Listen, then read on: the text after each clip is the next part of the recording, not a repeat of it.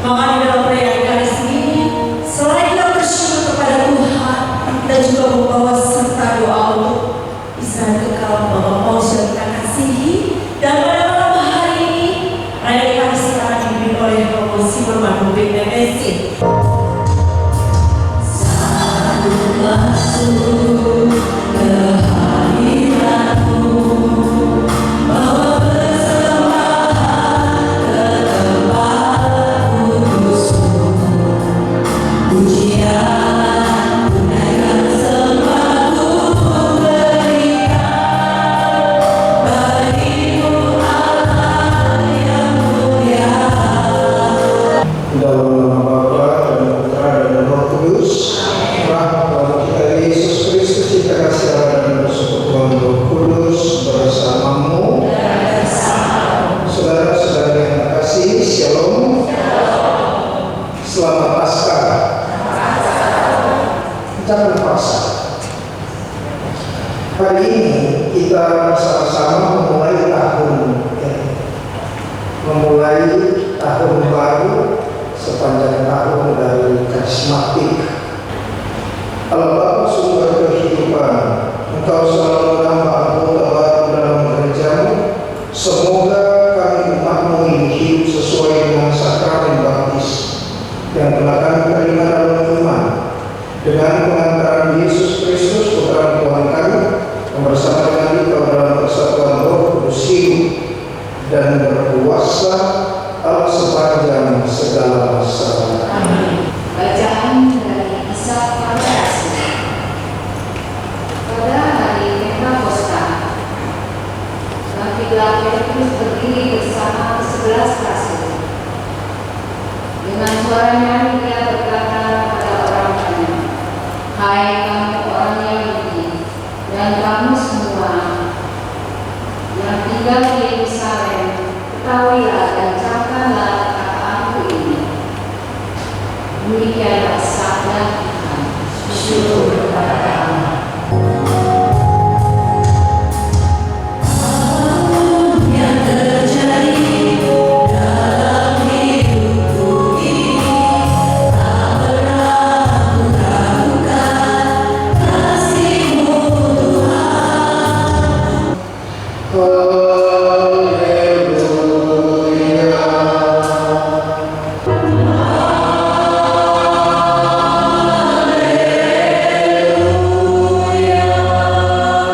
Tuhan bersamamu. Inilah Injil suci menurut Matius.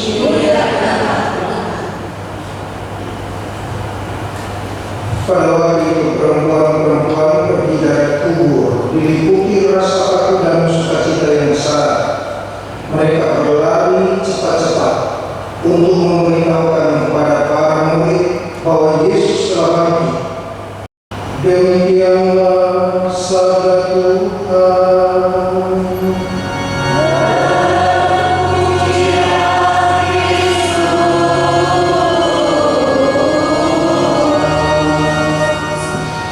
Silakan. Saudara-saudari yang terkasih dalam Tuhan, Shalom. Shalom. Saya boleh pantun nggak? Boleh. Jawabnya apa? Ibu Rini membeli batik. Bapak Sitompul mencari ukuran. Hari ini misa karismatik, kita berkumpul di rumah orang. Masih mau? Saya tidak mau. Karena saya masih satu. Saudara-saudara yang terkasih dalam Tuhan, ada dua jenis kesaksian. Pertama, kesaksian yang benar. Kedua, kesaksian yang tidak benar. Kesaksian yang benar itu biasanya muncul dari kejujuran hati, berdasar fakta, sesuai dengan data, dan biasanya dialami. Pengalaman hidup seseorang dialami, dirasakan, dilihat, dipegang, diraba, dan seterusnya. Kesaksian yang tidak benar itu berdasarkan pada disposisi batin, dan biasanya tidak sesuai fakta, tidak berdasar data, tidak sesuai dengan kenyataan. Nah, dua jenis kesaksian ini muncul dalam kisah Injil hari ini. Kesaksian yang benar datang dari perempuan-perempuan setelah mereka melihat kebangkitan Yesus. Sedangkan kesaksian yang tidak benar diterus lanjutkan oleh serta-serta oleh karena desakan dari imam-imam kepala. Dia bilang Yesus itu mencuri, bukan bangkit. Nanti kalau ada wali negeri yang panggil kalian, kami akan menghadap. Ini loh. Dan mereka bikin kesaksian, tersiar kabar itu di seluruh penjuru Israel. Saudara-saudara yang terkasih dalam Tuhan, hari ini di Libanon, di komunitas tanah Arab, komunitas Muslim, tapi juga walaupun yang mayoritas Muslim,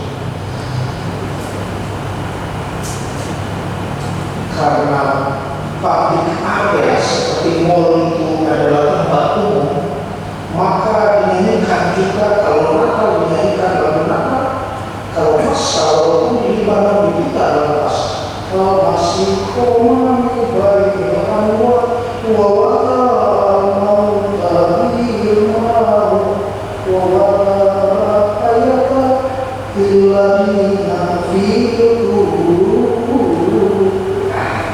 Al-Masiko, Kristus bangkit. Al-Masiko ini bukan saya baca Quran, ini Alkitab, kitab suci yang dipakai oleh komunitas Kristiani di tanah Arab.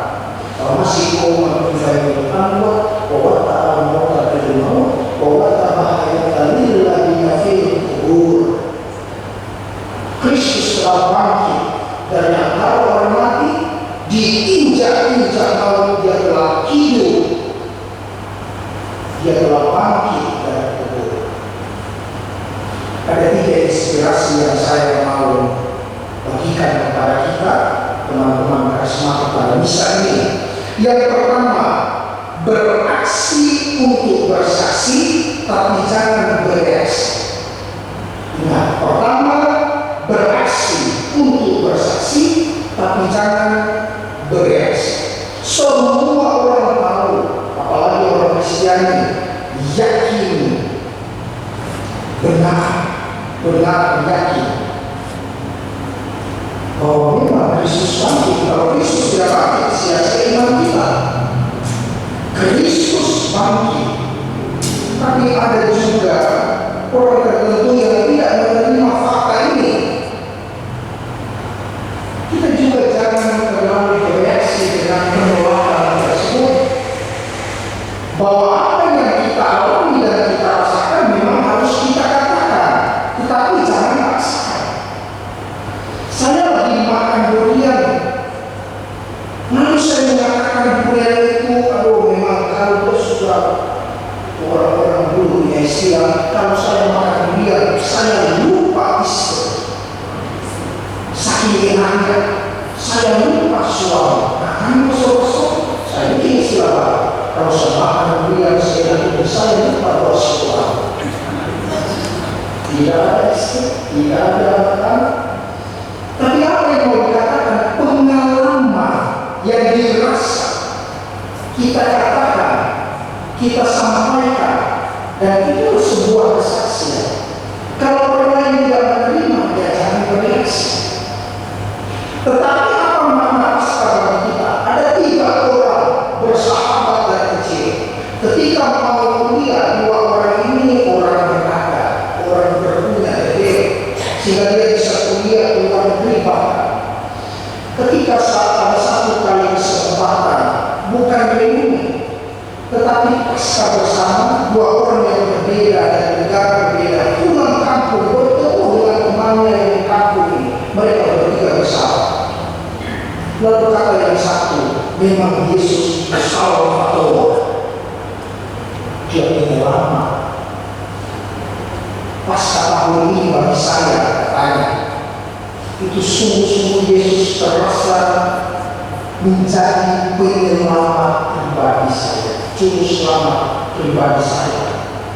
Yang satunya mengatakan, iya benar, karena mereka ikut kursus evangelisasi pribadi. Saya tidak bingung yang di sini, yang dua orang yang kedua.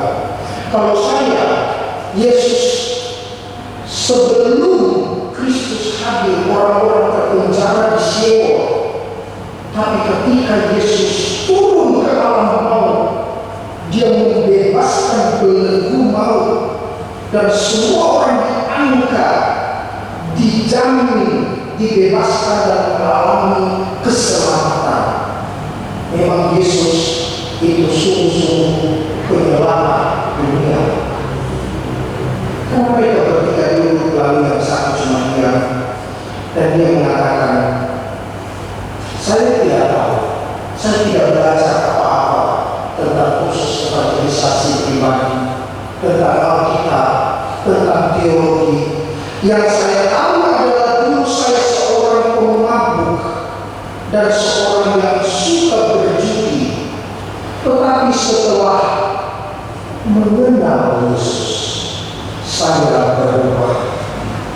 Yang saya tahu dulu adalah saya pencuri dan peleceh, anak gadis orang. Tetapi setelah saya mengenal Yesus, saya berubah. Yang saya tahu saya amburadul bobrok dianggap penjahat. Tetapi setelah mengenal Yesus, saya berubah.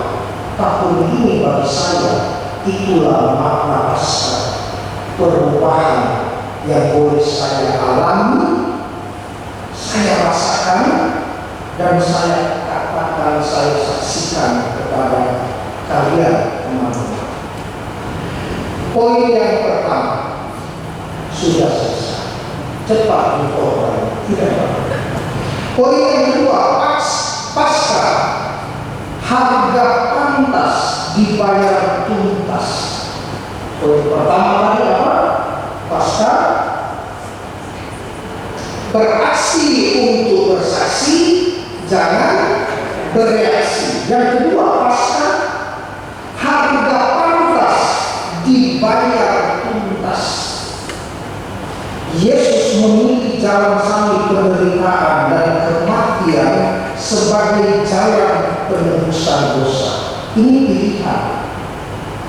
Ada begitu banyak jalan yang bisa menebus dosa manusia, tapi Yesus bilang saya harus pilih jalan salib. Agar dia akan dengan mudah menangkap makna penebusan dari salib penderitaan. Dengan begitu senang maut dikalahkan dan kita semua dimenangkan. Kita dibenarkan. Akhir-akhir ini muncul dan begitu ramai di medsos. Jangan jual Tuhan Yesus.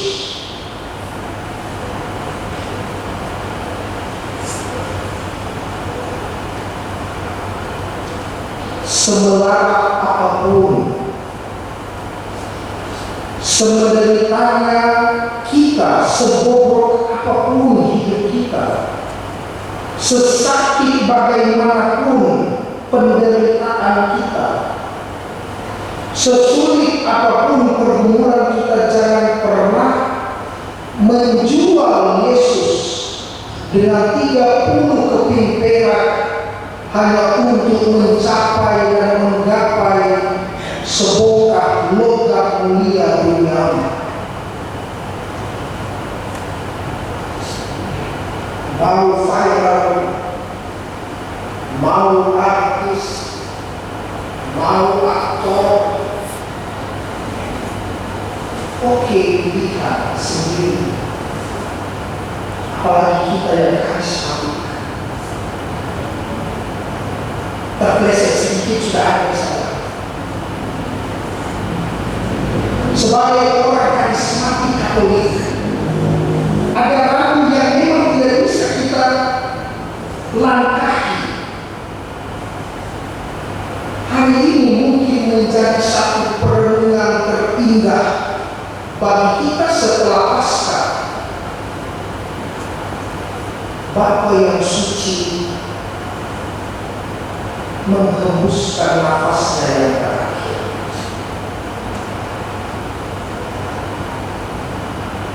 Satu rindu damai yang dalam mungkin belum semua sempat dia ungkapkan dan dia sampaikan.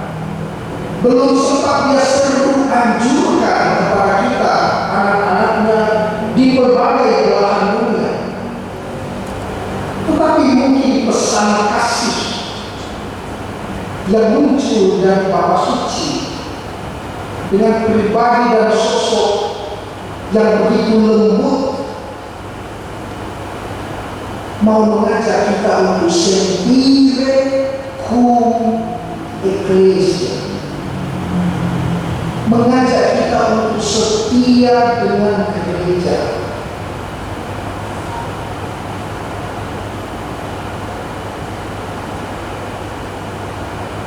Ada misal maksudnya lebih ramai mencari keselamatan bukan soal kesenangan, mencari keselamatan bukan soal film di bioskop, menu makanan di restoran, tetapi mencari keselamatan adalah bagaimana saya dengan sungguh yakin dan percaya, tidak coba sana, coba sini, lalu sini.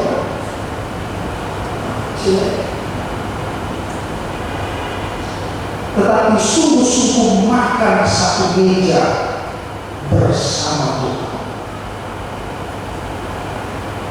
Jangan jual Tuhan Yesus. Sama pastor, sama urusannya juga Yesus. Sama. Hari ini ada Simon di Jakarta, ada Simon di Manado, ada Simon di mana-mana, tapi Simon yang salah satu nama beda pribadi. Ayo kita orang karismatik di awal perayaan misa ini berharap to be a Catholic, panggilan menjadi Katolik dalam gereja yang dari generasi ke generasi terjaga oleh Roh yang satu, kudus, Katolik, dan apostolik.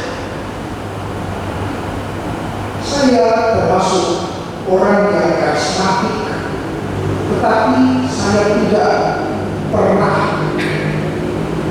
untuk melanggar karismatik pertama di dalam gereja.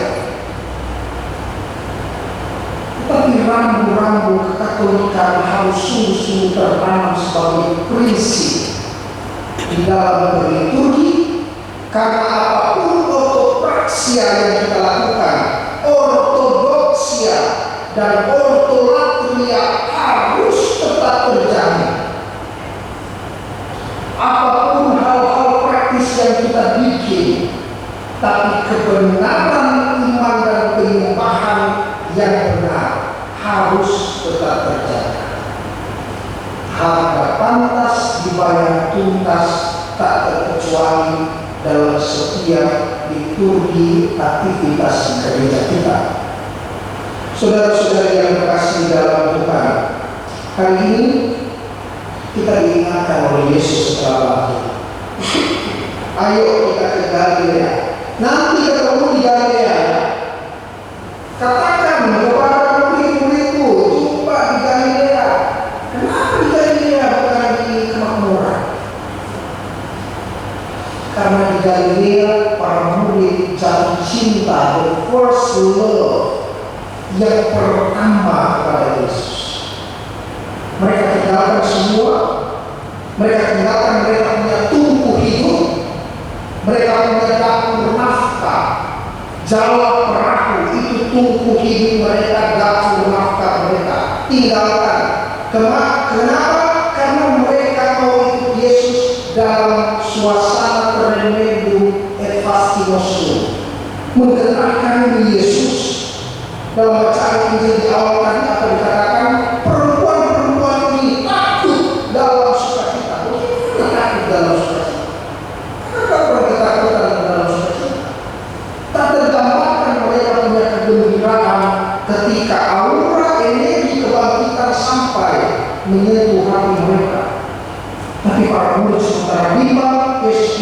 kembali jumpa di cinta pertamamu kepada kalau kita mulai goyang Bapak Ibu dalam hidup beriman, dalam hidup relasi kekeluargaan, dalam hidup usaha bisnis, goyang. Cari satu peristiwa Galilea kita, kembali ke sana, di mana pertama kali saya sungguh merasa Tuhan tidak ada jauh di sana, tetapi Dia berdiri di samping saya. Galilea Pastor Simon bukan waktu saya dihabiskan, no. Bukan waktu saya mengikrarkan kau, tidak. Tetapi setelah berpuluh tahun saya menemukan Galilea saya adalah ketika ibu saya mau menguburkan saya 2 kali. Tetapi tangan Tuhan menjaga zigot ini belum bayi Bapak Ibu. Tuhan menjaga embrio ini sampai jadi bakal zigot dan bayi di dalam rahim. Seberapa kuat orang tak terkecuali pengurus Eden itu, rahim ibu saya sudah meninggal almarhum, tapi kami sudah berdamai sehingga saya jadi pastor. Tak terkecuali kalau Tuhan jaga tetap jadi. Ini abortus provokatus, orang yang dapat abortus spontaneus saja jatuh dari tangga keluar kalau Tuhan tidak berkenan, hanya tangga loh. Mama saya minum teh, saya sekarang bisa ngomong begini senang karena udah berdamai. Dulu nggak mau saya dengar ada ibu yang mau menguburkan anaknya, sakit sekali saya. Di pengakuan dosa yang menguburkan panas sekitar kepala saya dan marah hati saya sebagai imam. Tetapi setelah berdamai, imam walk alone. Kau tidak sementara berjalan sendiri. Saya bisa rasa apa yang mama saya rasakan dan apa yang saya rasakan, dan saya kasih bimbingan nasihat rohani dan kompetensi keuskupan. Dosa besar harus saya kembali ke Galilea ini. Menyakitkan memang, tetapi disinilah cinta pertama saya dengan Tuhan. Tuhan jaga, Tuhan sertai, Tuhan pegang sampai saya hidup. Saudara-saudara yang terkasih dalam Tuhan, kita diajak untuk senantiasa pada Paskah ini merenungkan tentang pengalaman-pengalaman kebangkitan, tapi juga untuk meneguhkan iman kita. Kita kembali ke peristiwa Galilea kita, di mana kita jatuh cinta pertama kali kepada Tuhan. Semoga demikian. Amin. Allah sumber kekuatan dan pengharapan kami, Engkaulah yang kami andalkan dalam hidup kami setiap waktu. Saat ini kami hendak menyampaikan segala doa, harapan dan kerinduan kami kepadamu dengan penuh iman percaya. Bagi kami semua yang hadir di sini, ya Bapa, Kristus telah bangkit dan tetap tinggal bersama dengan kami. Tuntunlah kami kepada Bapa dalam iman, harapan dan kegembiraan. Kami mohon.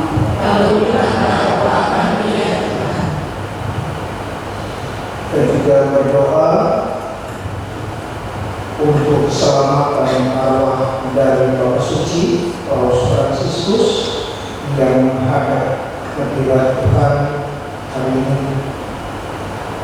Dalam iman, dalam doa kita juga kiranya yang terkasih Paulus kita mengalami sukacita bersama para kudus dan menjadikan doa bagi kita. Kita hari ini sejenak kita doakan dan mengingat wajah beliau, mengucapkan doa pendek untuk beliau pada kesempatan ini di dalam hati kita masing-masing.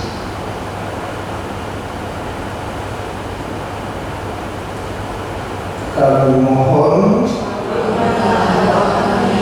mari sekarang kita mendoakan setiap intensi wujud dari saudara-saudari yang membawakan pada kesempatan ini. Allah Bapa yang Maha Rahim, di dalam doa-doa yang ditulis dan tercatat oleh saudara-saudara kami, ada kata hati yang tersirat di dalamnya. Tuhan, semoga Engkau mendengarkan dan mengabulkan doa-doa dari saudara-saudara kami dengan berbagai intensi yang mereka sampaikan kepada-Mu. Marilah kita mohon. Allah Bapa di surga, demikianlah setiap doa permohonan dan kerinduan yang kami sampaikan kepada-Mu. Kami percaya bahwa Engkau mendengarkannya dan terjadilah sepuh dengan kehendak-Mu demi Kristus Tuhan kami. Tuhan, saat ini kami memohon berkat-Mu, rahmat khusus untuk saudara-saudara kami yang berulang tahun pernikahan maupun kelahiran ini, dalam berkat Bapa dan Putra dan Roh Kudus. Tuhan bersamamu.